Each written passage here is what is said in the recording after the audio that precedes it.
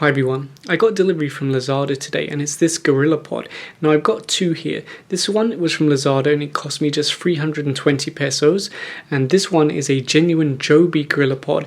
And I don't remember the exact price, but I think it's around 1,000 pesos or higher. Now Joby is the original company that came up with this design, and this is a generic or a clone that I bought. That's why it's much cheaper. So let's take a look at what the differences are, because they look very, very similar. So let's start by removing the cameras.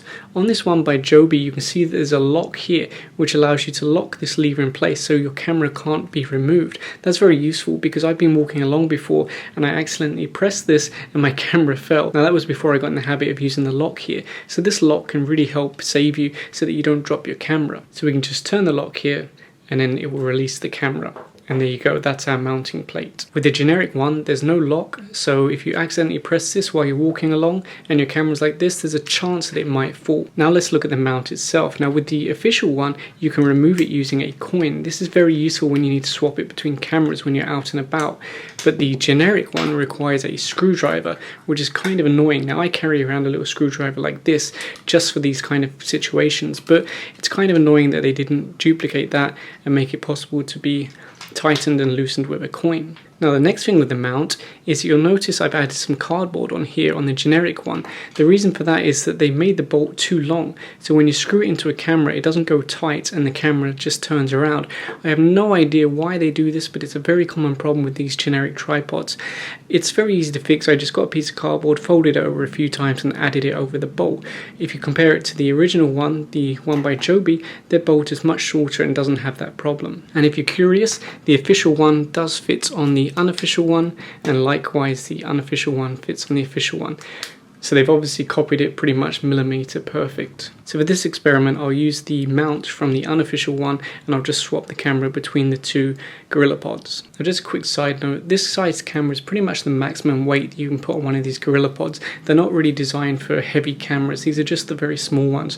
What I normally use it for is putting my cell phone on there using one of these cheap springy holders, and then I just do time-lapse videos. So they're very perfect for that, but you can get away with using it for a camera like this as well, but nothing larger than this. Of course they're also perfect for action cameras like this, and this one actually came with this little GoPro tripod mount adapter, so you could use it with a GoPro or a similar action camera. So the first big difference between these two Gorillapods, the generic and the genuine, is that the generic one, it doesn't have the same strength. Like if it's holding a camera and you start pushing down, or if the camera's too heavy, you can see that the legs start to open up.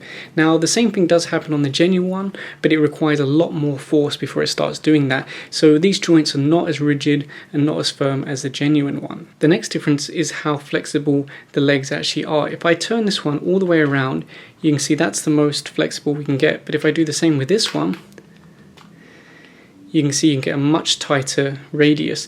It's not a huge difference, but it might make a difference in some situations. Now another noticeable difference is the quality of the rubber. They've both got about the same level of grip, but this cheaper one, you can see there's little bits of rubber hanging off in places and some holes. It's not completely perfect, not that noticeable, but if you put it side by side with the original Joby one, you can tell the difference. Now you might be thinking, oh, you just pointed out all the problems with this, it's obviously not a good product. Well no, that's not true.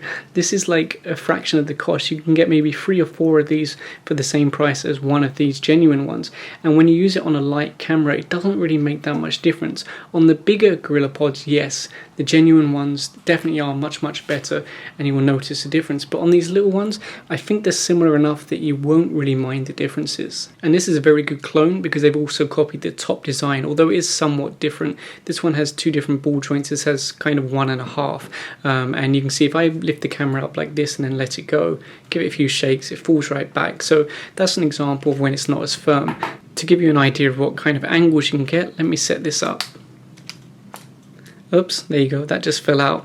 Now you might be thinking, oh, it's broken. No, it just pops back in. But the same thing happens on this one. You can see it pops out, you just pop it back in and it's okay.